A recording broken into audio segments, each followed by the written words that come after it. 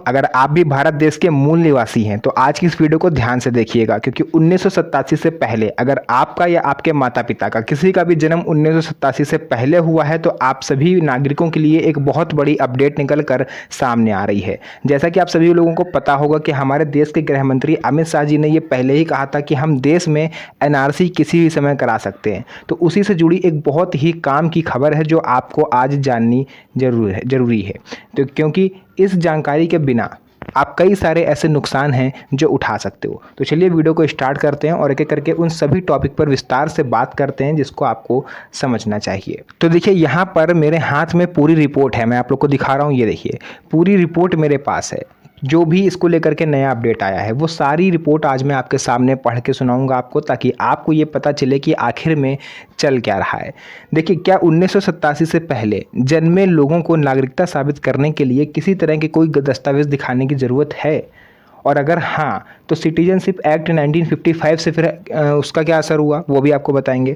यदि किसी व्यक्ति का जन्म वर्ष 1987 से पहले भारत में हुआ है तो उसे जन्म के आधार पर भारतीय नागरिक माना जाएगा। ये संविधान में लिखा हुआ है। सेक्शन 5 से लेकर के सेक्शन 11 तक आप पढ़ोगे, उस बीच में आपको ये सारा वर्णन दिखाई देगा।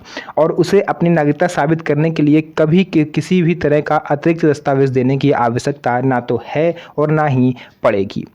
हालांकि किसी भी सरकारी प्रक्रिया में पहचान या पात्रता साबित करने के लिए संबंधित दस्तावेज मांगे जा सकते हैं। इसलिए केवल सोशल मीडिया पर चल रहे दावों पर भरोसा करने के बजाय आपको आधिकारिक नियमों के बारे में समझना होगा। ऐसा ही एक नियम है सिटीजनशिप एक्ट 1955, भारतीय नागरिकता अधिनियम 1955। इसके बारे में मैं आपको विस्तार से बताने जा रहा हूँ, बहुत ध्यान से सुनिएगा, आपके लिए बहुत इंपॉर्टेंट है। देखिए, क्या कहता है नागरिकता अधिनियम 1955। भारत में नागरिकता से जुड़े नियम मुख्य रूप से नागरिकता अधिनियम 1955 के अंतर्गत निर्धारित किए गए हैं। इसी कानून के आधार पर यह तय किया जाता है कि किसी व्यक्ति को जन्म के आधार पर नागरिक मानना है, वंश के आधार पर नागरिक मानना है, पंजीकरण के आधार पर नागरिक मानना है या फिर प्राकृतिकरण के आधार पर भारतीय नागरिक माना जाए। ये डिसाइड होता है नागरिकता अधिनियम 1955 से। ठीक है। तो ऐसे में बहुत सारे लोग जिनके पास बर्थ सर्टिफिकेट नहीं है उनके लिए एक ब्रह्मास्त्र की तरह है नागरिकता अधिनियम 1955, क्योंकि एक तरीके से नहीं, आप टोटल 4 तरीके से अपनी नागरिकता साबित कर सकते हो। जन्म से संबंधित कोई प्रूफ नहीं है, आप वंश से नागरिकता साबित कर सकते हो, यानी आप अपने पूर्वजों को कोई सर्टिफिकेट दिखा दो, अपने माता पिता का, बाबा दादी का, किसी का भी, ये भी कोई ऐसा रिकॉर्ड जो ये बता दे कि आपके पूर्वज भारत में रहे हैं, जैसे चाहे वो घर मकान की रजिस्ट्री हो, खेत खतौनी, कुछ भी हो आपके पास, आप दिखा दो, वो वंश के आधार पर आपको नागरिकता मिल जाएगी। पुराने दस्तावेज ना होने पर लोगों की चिंता बढ़ गई है। क्यों बढ़ी है? देखिए, देश के ग्रामीण और दूर दराज क्षेत्रों में कई लोगों का जन्म अस्पताल में होता था और अभी भी होता है। ठीक है, अस्पताल के बजाय 30 से 40% लोग अभी भी घर में ही जन्म लेते हैं, अस्पताल पहुंच ही नहीं पाते। कई परिवारों के पुराने रिकॉर्ड समय के साथ नष्ट हो गए। बाढ़ में किसी के कागज बह गए, किसी के आग में जल गए, किसी के चोर ने चुरा लिए, मतलब रीज़न कुछ भी रहा हो, उनके पास इस समय वो डॉक्यूमेंट्स उपलब्ध नहीं हैं। 2003 की वोटर लिस्ट को लेकर के एक भ्रम फैला हुआ है, पहले उसको समझिए। कई लोगों को ये डर था कि यदि उनका या उनके माता पिता का नाम 2003 की मतदाता सूची में नहीं मिला तो उन्हें नागरिकता साबित करने में परेशानी हो सकती है। जब एसआईआर चल रहा था तो इसको लेकर के काफ़ी भ्रम फैलाया लोगों ने, लेकिन वोटर लिस्ट को नागरिकता का अंतिम और एकमात्र प्रमाण नहीं माना जा सकता, ये खुद माननीय सुप्रीम कोर्ट ने भी स्वीकारा है। मतदाता सूची केवल एक सहायक रिकॉर्ड हो सकती है, नागरिकता तय करने का अकेला आधार नहीं है। 2003 में मतदाता सूची जो है, 2003 की मतदाता सूची, उसमें नाम होने से आपको एलिजिबिलिटी इतनी मिलती है कि आपको रीवेरिफिकेशन नहीं करवाना पड़ता, उसी लिस्ट के आधार पर आपका वेरिफिकेशन कर दिया जाता है और आपका नाम आसानी से चढ़ जाता है नई वोटर लिस्ट में। लेकिन जिनका नाम 2003 की वोटर लिस्ट में नहीं है उनको अपने संबंधित दस्तावेज दिखाने पड़े थे। जो भी सुप्रीम कोर्ट की तरफ से 11 दस्तावेज दिखाए गए थे उनको सुनवाई पर बुलाया गया, नोटिस भेजी गई, है ना। हो सकता है आप में से कई लोग हियरिंग पर गए हो, वहाँ पर भी आपसे आपके पुराने दस्तावेज मांगे गए होंगे। तो ऐसा इसलिए हुआ क्योंकि आपका नाम 2003 की वोटर लिस्ट में नहीं था।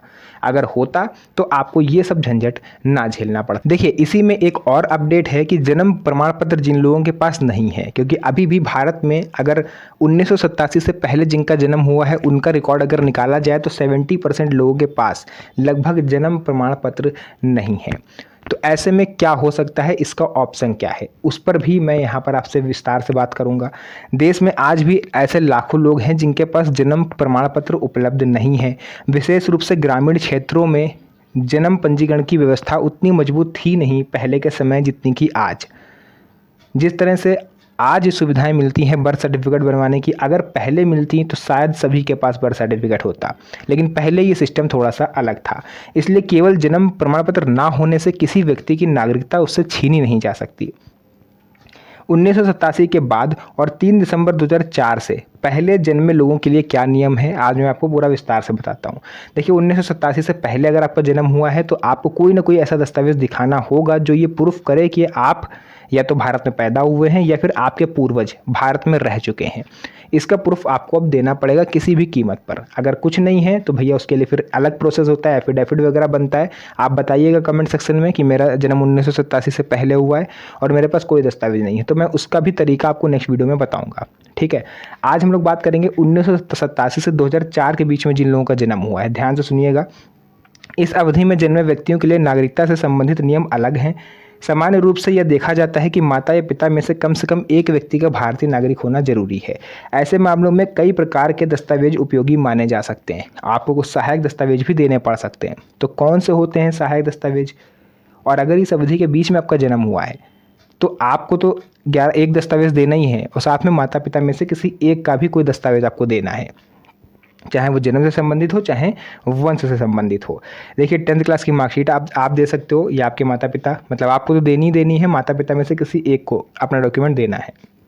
स्कूल प्रमाण पत्र, टीसी, अन्य शैक्षणिक रिकॉर्ड है ना, ये चीज़ अगर उनके पास है तो आप दे सकते हो। इन दस्तावेजों में जन्म तिथि और माता पिता की जानकारी दर्ज होने का पर महत्व और भी ज़्यादा बढ़ जाएगा। गरीब, अशिक्षित या स्कूल ना जाने वाले लोगों के लिए क्या विकल्प है? बहुत सारे ऐसे लोग हैं साथियों जो गरीबी के चलते स्कूल नहीं जा पाते, तो उनके पास ये शैक्षणिक रिकॉर्ड कहाँ से आएगा? तो देखिए भारतीय संविधान में हर चीज़ का ध्यान रखा गया है, हर चीज़ को टारगेट किया गया है। ऐसा नहीं कि कोई वर्ग या कोई समुदाय से छूटा हुआ है, कोई नहीं है। उदाहरण के लिए आप Aadhaar card, voter ID card, ration card, PAN card, अन्य सरकारी पहचान पत्रों को आप सहायक दस्तावेज के रूप में यूज़ कर सकते हो अगर आपके पास कोई शैक्षणिक दस्तावेज नहीं है। इन दस्तावेजों का उपयोग कई सरकारी प्रक्रियाओं में पहचान स्थापित करने के लिए किया जा सकता है। इसके बाद देखिए नेक्स्ट पॉइंट है शादीशुदा महिलाओं और दूसरे राज्य में रहने वालों के लिए भी राहत। बहुत से लोग नौकरी, शिक्षा या विवाह के कारण अपने मूल स्थान से किसी दूसरे स्थान पर शिफ्ट हो जाते हैं। कई लोग राज्य चेंज करते हैं तो कुछ लोग जिला चेंज करते हैं, कुछ लोग गांव से शहर चले जाते हैं। ऐसे मामले में पुराने दस्तावेज हर समय आपके पास उपलब्ध नहीं होते। ठीक इस स्थिति को ध्यान में रखते हुए विभिन्न सरकारी रिकॉर्ड और पारिवारिक दस्तावेज पहचान संबंधी प्रक्रियाओं में सहायक बन सकते हैं। देखिए 3 दिसंबर 2004 के बाद जिन लोगों का जन्म हुआ है उन्हें अपना तो कोई एक दस्तावेज देना ही देना है, साथ में माता पिता दोनों का एक एक दस्तावेज देना है। सुप्रीम कोर्ट की तरफ से जो 11 दस्तावेज बताए गए हैं आप उनकी ऑफिशियल वेबसाइट पर जाकर देख लीजिए और उनमें से एक अपना दस्तावेज और एक माता पिता दोनों का दस्तावेज आपको तैयार करवाना है अगर आपका जन्म या आपके घर में किसी का जन्म 2004 के बाद हुआ है। क्योंकि देखिए एनआरसी जब भी लागू होगी, अमित शाह जी ने ये क्लियर कहा है, तो वो किसी को छोड़ा नहीं जाएगा। ऐसा नहीं कि कोई 8 साल का बच्चा है तो उसे छोड़ दिया जाएगा या कोई 24 साल का युवक है तो उसे छोड़ दिया जाएगा, छूटेगा एक बच्चा भी नहीं। ठीक, तो इस चीज़ का आपको विशेष ध्यान रखना है। ये चीज़ हो गई। इसके बाद जन्म प्रमाण पत्र नहीं बना तो क्या करें? देखिए यदि किसी कारण से जन्म प्रमाण पत्र समय पर नहीं बन पाया तो बाद में निर्धारित प्रक्रिया के माध्यम से आप जन्म पंजीकरण करा सकते हो। इसके लिए निम्न रिकॉर्ड उपयोगी होते हैं: अस्पताल का रिकॉर्ड, डिस्चार्ज कार्ड, डॉक्टर का प्रमाण, स्कूल रिकॉर्ड और अन्य उपलब्ध प्रमाण पत्र। अगर आपके पास हैं तो आप इसे प्रोवाइड कराइए, अदरवाइज आप एफिडेविट के माध्यम से भी अपना बर्थ सर्टिफिकेट बनवा सकते हैं। तो देखिए यहाँ पर जो भी चीज़ें थी मैंने आपको पूरा विस्तार से समझाने का प्रयास करा है। अगर आपको वीडियो पसंद आई हो वीडियो को लाइक करके चैनल को सब्सक्राइब जरूर करिएगा, क्योंकि इस तरह की वीडियोज़ मैं आपके लिए बनाता रहता हूँ। तो फिर से मुलाकात होगी आप सभी से एक और नई मज़ेदार वीडियो में। तब तक के लिए धन्यवाद। जय हिंद।